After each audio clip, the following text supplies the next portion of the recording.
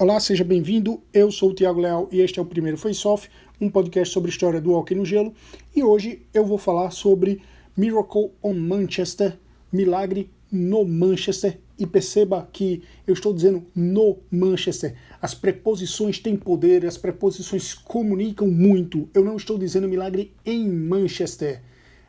Não é aquela Manchester inglesa dos criadores de ovelhas, aquela Manchester maravilhosa de Manchester, uma cena musical que eu adoro, que tem The Smiths, tem New Order, tem Happy Mondays, tem Stone Roses, Spiral Carpets, não, nada disso. Milagre em Manchester, nada tem a ver com o cruzamento do Ryan Giggs pro Ole Gunnar Solskjaer, marcar um gol ali nos minutos finais, nos acréscimos e ganhar um campeonato. Absolutamente nada a ver. E também não é nenhuma das Manchesters espalhadas pelos Estados Unidos, embora seja nos Estados Unidos.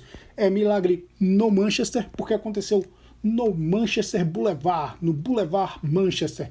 Um boulevard, uma avenida larga, bonita, rodeada de árvores, que faz parte ali da Rota 43, que cruza o sul da Califórnia, passa por Los Angeles e passa por Inglewood, uma cidadezinha satélite. Cidadezinha não, porque tem mais de 100 mil habitantes, mas comparada a Los Angeles, é uma cidadezinha. Bom, uma cidade satélite na grande Los Angeles, onde ficava o Forum Arena, em que o Los Angeles Kings mandava os seus jogos nessa época, 1982. O milagre no Manchester aconteceu em 10 de abril de 1982, pelos playoffs da temporada 1981-82 da NHL, entre Los Angeles Kings e Edmonton Oilers. E como eu gosto de contextualizar a época, já lembrei nos outros 3 episódios, nos 3 primeiros episódios, mas lembro nesse também. Em 1982, a NHL tinha 21 times, a temporada regular tinha 80 jogos, 16 desses times iam aos playoffs. A primeira fase dos playoffs, ou semifinais de divisões, eram em melhor de 5 jogos, o restante era em melhor de 7 jogos, e as conferências e divisões tinham nomes de personalidades e não nomes geográficos. Então, do lado oeste, a gente tinha a Conferência Clarence Campbell, ou Conferência Campbell, que tinha as divisões Smith e Norris, e do lado leste, a gente tinha a Conferência Prince of Wales, ou Conferência Wales, que tinha as divisões Adams e Patrick, e esse jogo foi pelas semifinais da divisão Smith, que era a primeira fase dos playoffs. E como em jogo decisivo, em jogo grande, e esse foi um jogo decisivo, foi um jogo importante, contexto é tudo, todo grande jogo tem contexto, esse obviamente tem o seu. Em 1982, a NHL vivia o auge da força dominante do New York Islanders, mas já tinha um time ali de jovens talentos querendo se chegar, se aproximar, querendo derrubar os Oilers e assumir essa condição de grande força da liga, que era o Edmonton Oilers.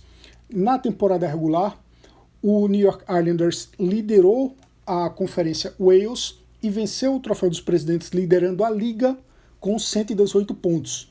E do lado oeste, na Conferência Campbell, o Edmonton Oilers fez 111 pontos, liderou a Conferência Campbell, liderou a sua divisão, a divisão Smith, mas ficou ali atrás no Troféu dos Presidentes, só que estava se estabelecendo como a grande força. Esses Oilers eram treinados por Glenn Sather, que também acumulava a função de gerente geral. Tinha no gol o Grant Fuhr, que era o principal, o goleiro titular na maioria dos jogos.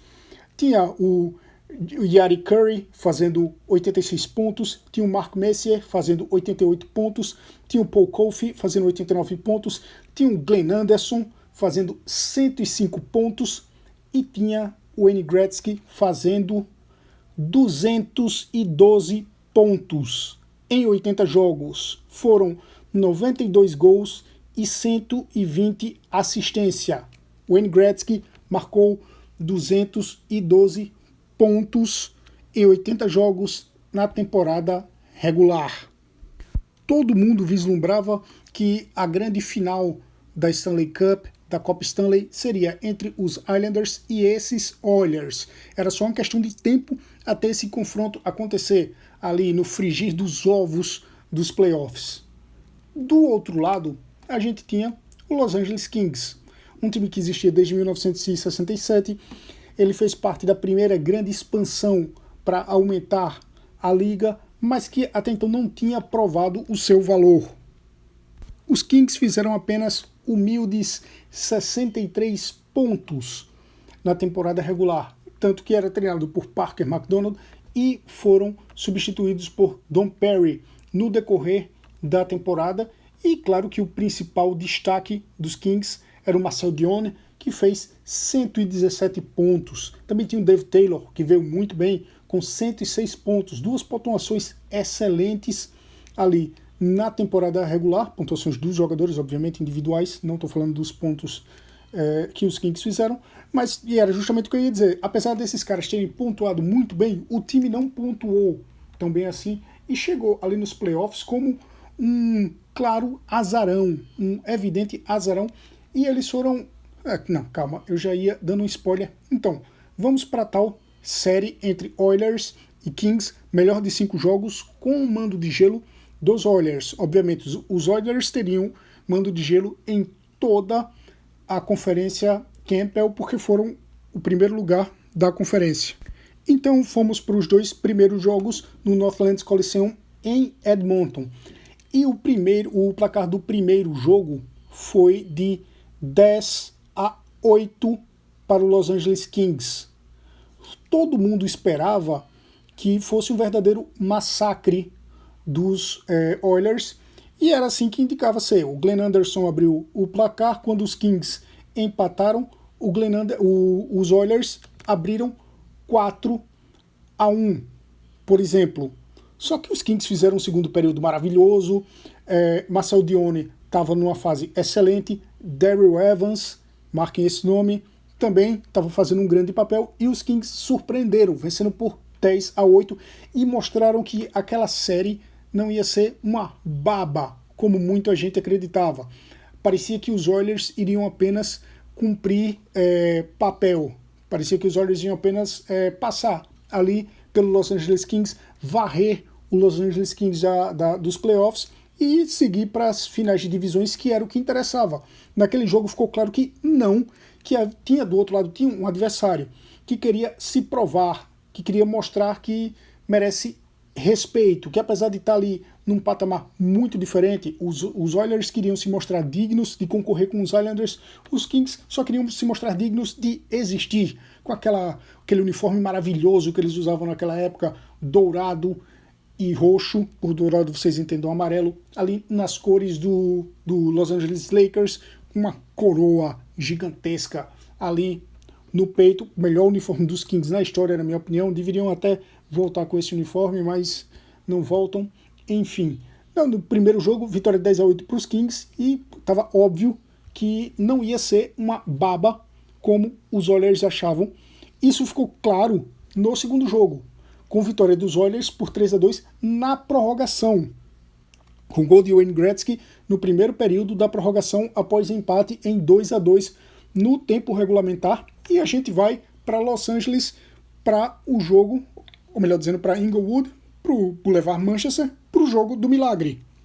Série empatada em 1-1, e nos 2 primeiros períodos do jogo 3, em 10 de abril, lá no Boulevard Manchester, no Fórum de Inglewood, os Oilers abrem 5-0. Messier jogando muito, Gretzky jogando muito. Quando terminou o segundo período, que os times foram para os vestiários, estava claro que os Oilers tinham restabelecido a ordem depois de ter tomado susto em casa, depois de perder de 10-8 e só vencer o jogo 2 por 3-2 na prorrogação. Lembrando que ali na prorrogação, se os Kings vencem, e numa prorrogação tudo pode acontecer, eles abririam 2-0, então jogariam uma pressão gigantesca nos Oilers. Os Oilers venceram, recuperaram, digamos, o fôlego e, tecnicamente, a vantagem de ser quem são. Então os Oilers levaram uma vitória de 5-0 para o vestiário no segundo período. 2 desses gols foram short-handed, um gol de Gretzky e um gol do capitão Lee Fogolin. Então estava claro ali quem mandava naquela história. Tipo, era os Oilers dizendo, pronto, restabelecemos, passamos um susto, agora vamos jogar sério, estamos jogando sério e vamos varrer o resto da série, né? Varrida não é bem mais... O termo varrida não é tecnicamente possível, porque já tinham perdido um jogo, mas se eles ganhassem os 2 jogos faltando de lavada, convenceriam. Então estavam ali no caminho para isso, 5-0. Será? A gente vai para o terceiro período, com menos de 3 minutos. Jay Wells diminui, 5-1. Em power play, Doug Smith faz 5-2 em menos de 6 minutos. 5 minutos e uns quebrados, acho que 6 minutos exatos até.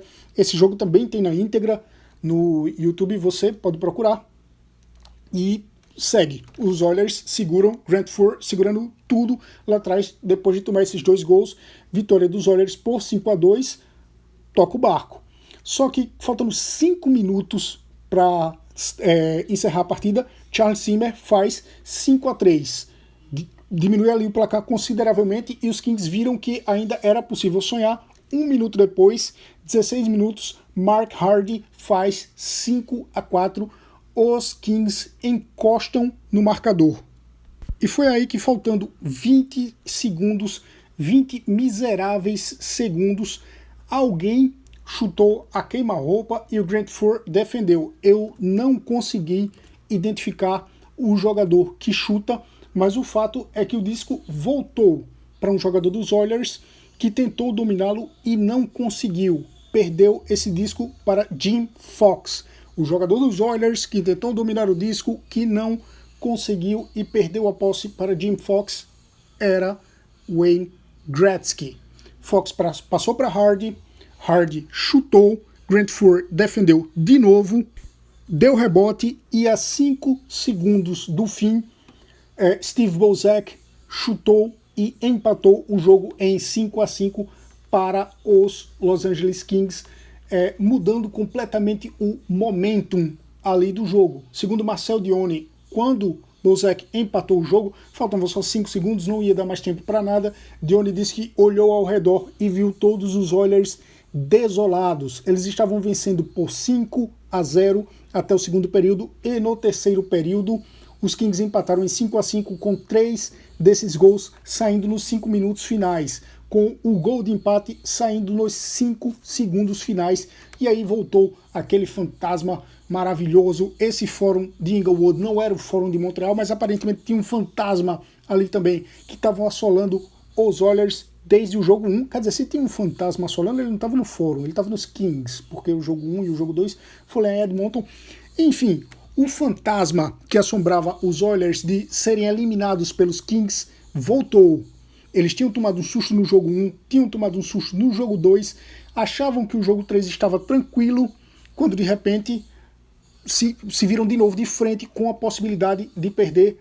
Vamos para a prorrogação. Prorrogação é outro jogo, mesmo com o momentum estando a favor daquele outro time.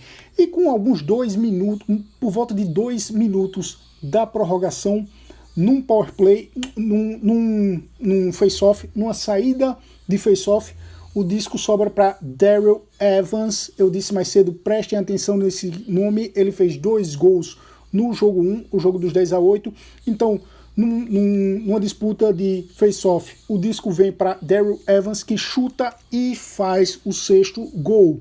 Os Kings venceram 6-5. Esse foi o milagre no Manchester, no Boulevard Manchester, que em português geralmente é mais referido aqui pela comunidade do hockey, pela cultura de hockey, como milagre de Manchester mesmo.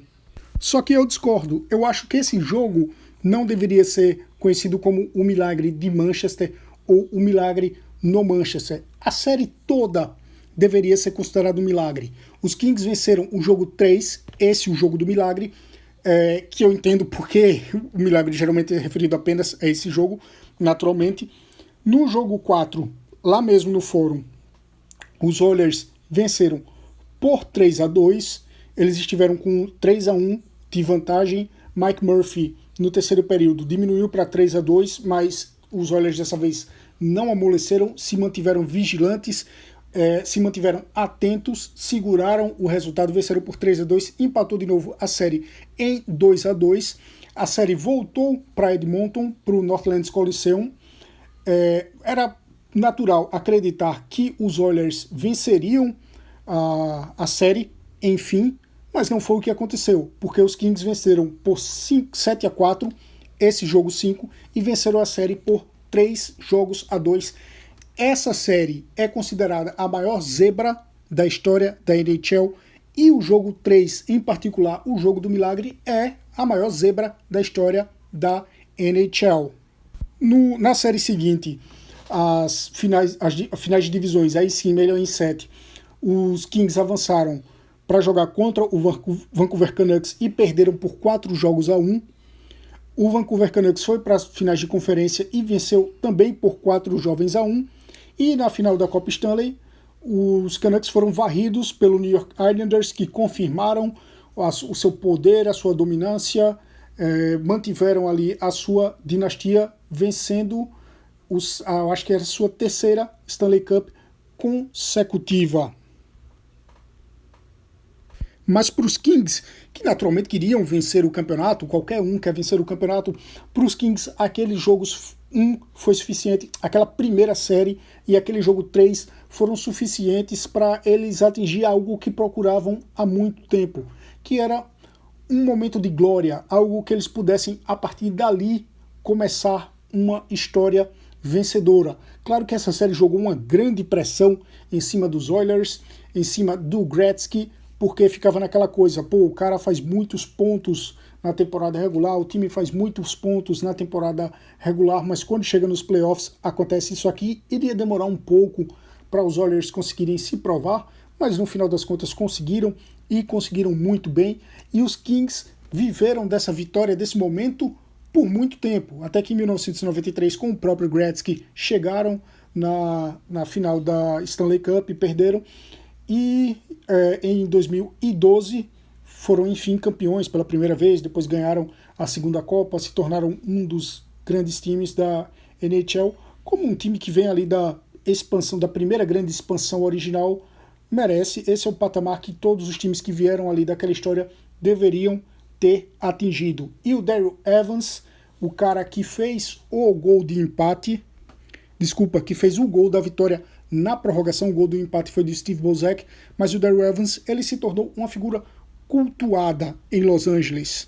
Até hoje, Evans, que poderia ser qualquer um de nós, um cara de altura mediana, 1,73 m, ele trabalha com os Kings, ele é comentarista de rádio para o Los Angeles Kings, ele faz muitas atividades relacionadas a hockey ali na região de Los Angeles, faz clínicas, dá aulas, participa de eventos. Ele se tornou uma figura querida. Além de tudo, ele, depois de mais velho, ficou careca, ficou com um bigodão, ele ainda se tornou ali uma figura simpática. Parece o Márcio Canuto. É Márcio Canuto ou Marcelo Canuto? É Márcio Canuto. Ele parece o Márcio Canuto da NHL, do Los Angeles Kings. É uma figura dócil, o Daryl Evans, e viveu desse momento que foi tão glorioso quanto uma Copa. É bom que se esclareça que o Evans não teve uma carreira muito prolífica na NHL. Naquela temporada de 1981-1982, por exemplo, ele estava entre NHL e AHL, mas enfim, ele esteve na NHL quando precisou para viver esse momento mágico. A única temporada completa que ele jogou com os Kings foi em 1982-1983, que os Kings acho que nem chegaram aos playoffs. E depois disso aí ele ficou ali entre AHL, NHL, nunca jogou muitos jogos na NHL. Mas e o Steve Bozek? Porque para mim o cara que faz o gol de empate, ele é tão importante quanto o cara que faz o gol da vitória na prorrogação. Principalmente quando o gol de empate num jogo dramático desse, depois de 5 gols de desvantagem, feito nos segundos finais. O Steve Bozek teve um pouco mais de carreira na NHL.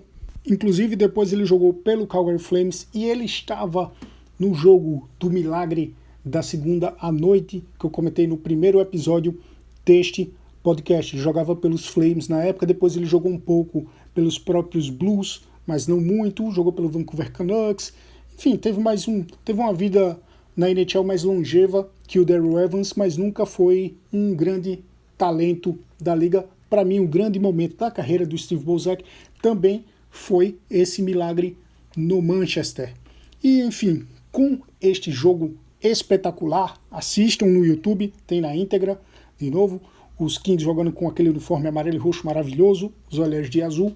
Com esse jogo eu encerro a quadrilogia inicial do podcast, que era falando sobre esses jogos históricos e inesquecíveis dos anos 80 que ajudaram a transformar o hóquei no gelo e a NHL nisso que ela é hoje. A NHL era um esporte muito de nicho, ok, ainda é de certo modo um esporte de nicho, mas era mais, e foram esses anos 80 com Islanders, com Oilers, com Gretzky, com o Lemieux, que veio depois para o Pittsburgh Penguins, e com esses jogos históricos que engrandeceram a história desse que é o melhor esporte do mundo e é o único esporte onde milagres acontecem, como esse milagre no Manchester, o milagre de Manchester. Ah, mas no futebol também tem milagre. Não, não tem. No hockey tem. Beleza? Então é isso. Se você escutou até aqui, um forte abraço, muito obrigado e até o próximo jogo.